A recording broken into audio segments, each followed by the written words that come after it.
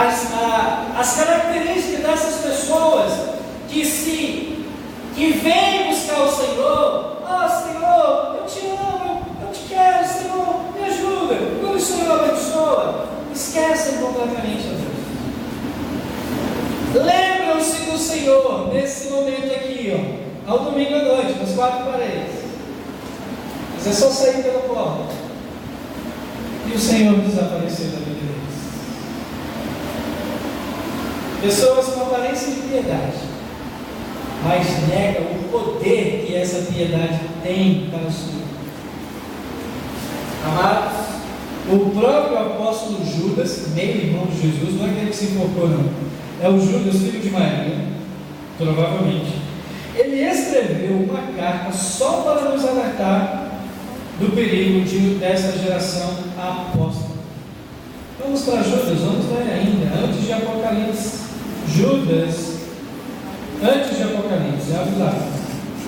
A partir do verso 4. Hoje é uma mensagem onde Deus vai falando pela leitura. A Bíblia é a melhor mensagem que alguém pode trazer. Vai, verso 4. Judas, antes do Apocalipse. Olha o que Judas profetizou. Ele disse assim: pois certos homens, e aí você pode entender de novo, pessoas cuja condenação já está sentenciada há muito tempo, infiltraram-se dissimuladamente no meio de vocês. Estes são ímpios e transformam a graça de nosso Deus em libertinagem e negam Jesus Cristo, nosso único e soberano Senhor. Embora vocês já tenham conhecimento de tudo isso, quero lembrar-lhes que o Senhor libertou um povo do Egito, mas posteriormente destruiu os que não creram. E quanto aos anjos que não conservaram suas posições de autoridade, mas abandonaram a sua própria morada, ele os tem guardado em trevas, presos com correntes eternas para o juízo do grande dia. De modo semelhante a este, Sodoma e Gomorra e as cidades em redor se entregaram à imoralidade e às relações sexuais antinaturais. Estando sob o castigo do fogo eterno, elas servem de exemplo. Da mesma forma, estes sonhadores contaminam o próprio corpo, rejeitam as autoridades e difamam os seres celestiais. Contudo, nem mesmo o arcanjo Miguel, quando estava disputando com o diabo acerca do corpo de Moisés, ousou fazer acusação injuriosa contra ele, mas disse: o Senhor o repreende. Todavia, esses tais difamam tudo o que não entendem, e as coisas que entendem por instinto, como animais irracionais, nessas mesmas coisas eles se comovem. Veja agora, a partir do verso 14, eu vou terminar aqui. Enoque, o sétimo a partir de Adão, profetizou acerca deles, ou seja, acerca dessa geração apóstata. Ele disse assim: vejam, o Senhor vem com milhares de seus santos para julgar a todos e convencer todos os ímpios a respeito de todos os atos de impiedade que eles cometeram impiamente e acerca de todas as palavras insolentes que os pecadores ímpios falaram contra ele. Essas pessoas vivem se queixando, descontentes com a sua sorte, e seguem os seus próprios desejos impuros. São cheias de si e adulam os outros por interesse.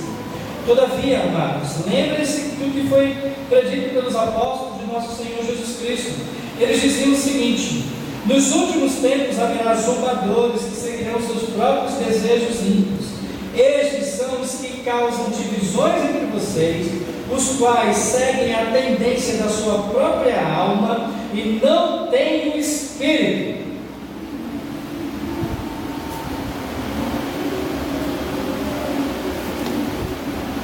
A igreja do Senhor, infelizmente, está cheia de sangue.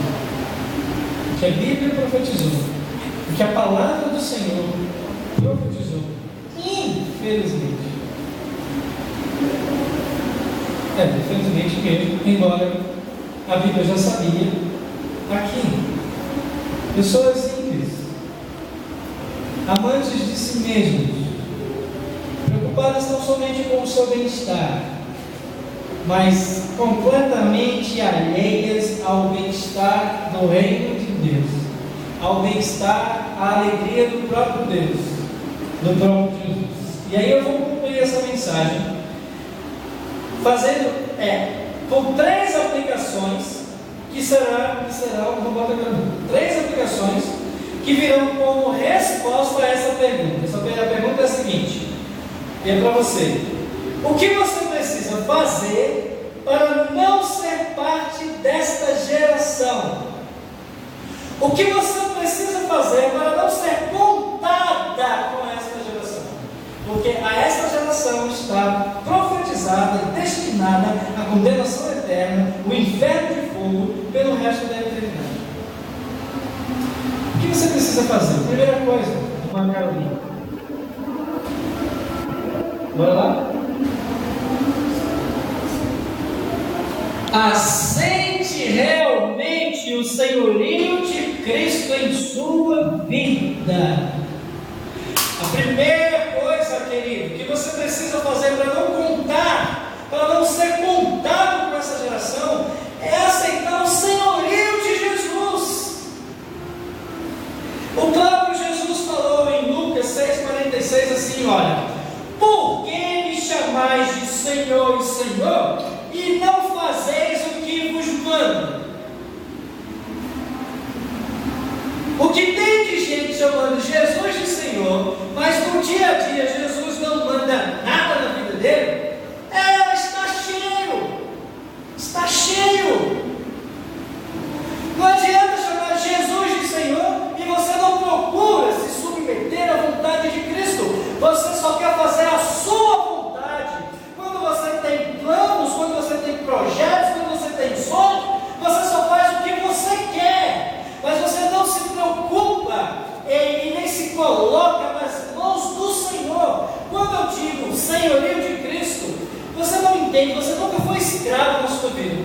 Assim, quando nós nascemos, a escravidão já tinha terminado. Mas aqui a ideia é de escravidão, ou seja, o Senhor diz assim: fulano vai ali, o fulano vai ali, fulano pega isso acolá, o fulano vai pegar aquilo acolá, ele não tem vontade.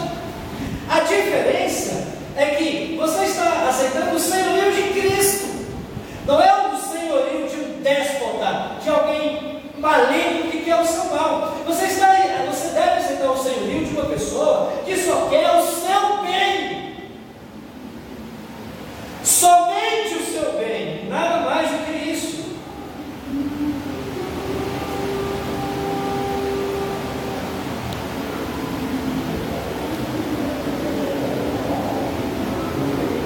Nós só recebemos a oportunidade de viver nessa terra uma única vez. Você só tem uma vida. Você não tem mais do que, a não ser que você seja espírita e acredite que você vai voltar um dia aqui, que você não vai. Você só tem uma vida. Eu vou olhar para os olhos de cada um. Você só tem uma, como eu também. Você tem que usar essa vida e colocar essa vida nas mãos de Jesus. Senhor, eu só tenho uma vida. Eu quero viver essa vida debaixo do teu Senhor. Só tenho uma. Segunda coisa, procure conhecer ao Senhor de maneira profunda e verdadeira. A segunda coisa que você precisa fazer para não ser contado com essa geração quando Jesus voltar, é que você tem que procurar conhecer a Deus, procurar conhecer o Senhor. E eu vou dizer, existem várias maneiras de conhecer o Senhor, várias formas. Deus é soberano, Ele fala do jeito que Ele quiser. Mas eu vou te dizer uma coisa: a melhor forma de conhecer o Senhor é através da sua palavra.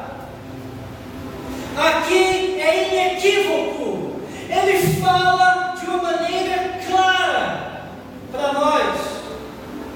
Como é que você quer ser uma bênção se você não lê a Bíblia, meu irmão?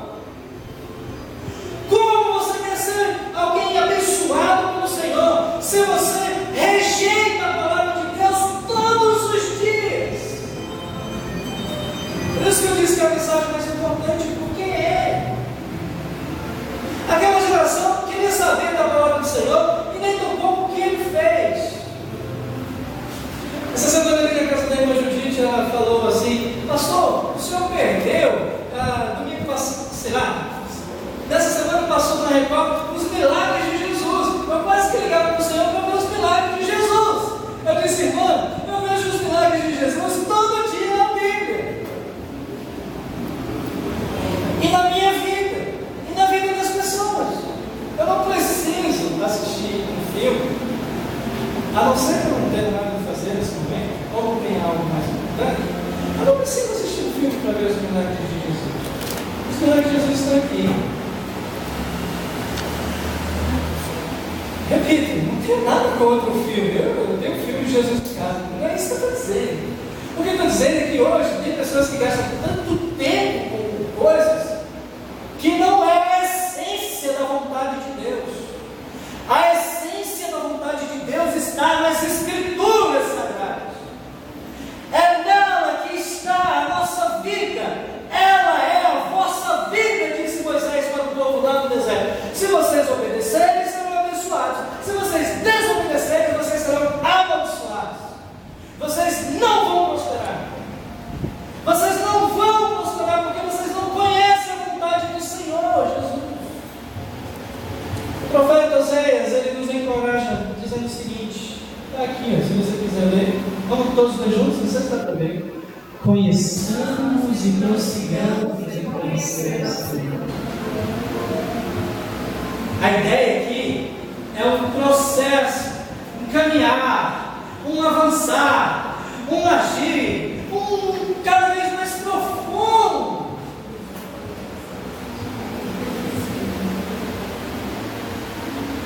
Se você não fizer isso, eu não quero saber se você não fez isso até ontem, mas se você não fizer isso a partir de hoje, Deus tem misericórdia da sua vida.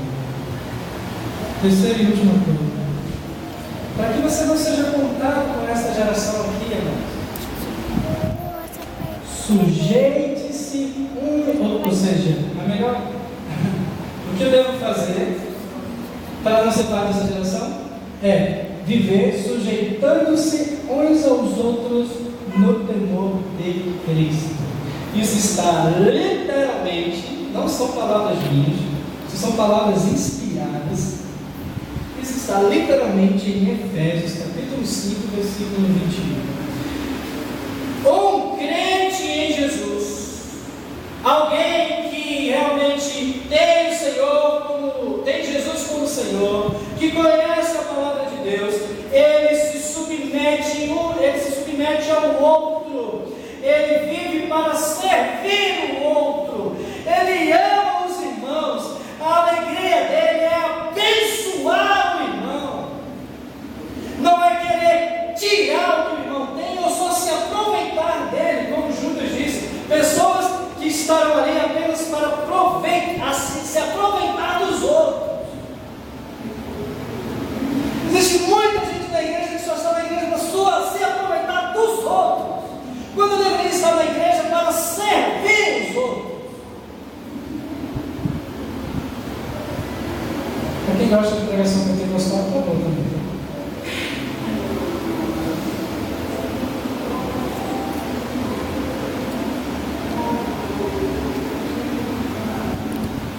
Se submeter, olha, é olhar para o outro.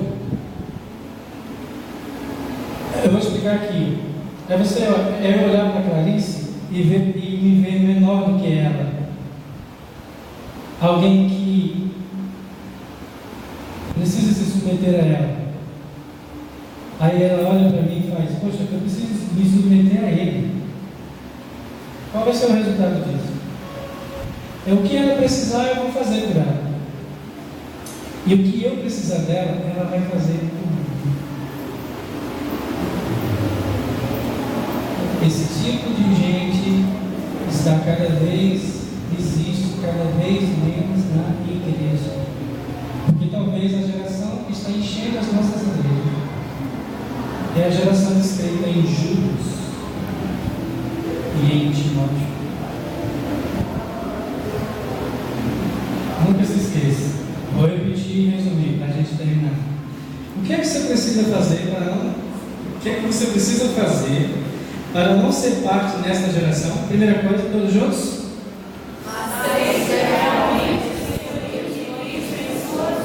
Jesus tem que seu dom, aquele que manda em você.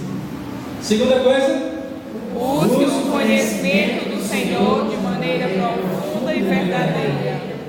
Cave mais fundo, como diz o livro que eu conheço. Cave até achar o ouro que está escondido aqui atrás dessas palavras. E terceira e última coisa, sujeitando-se uns aos outros no temor de Cristo. servir. Meu irmão, eu estou aqui para servir. O que é que você precisa de mim? Eu posso até não poder. O que eu não puder fisicamente, eu vou fazer pelo menos orando. Mas eu estou aqui para servir você.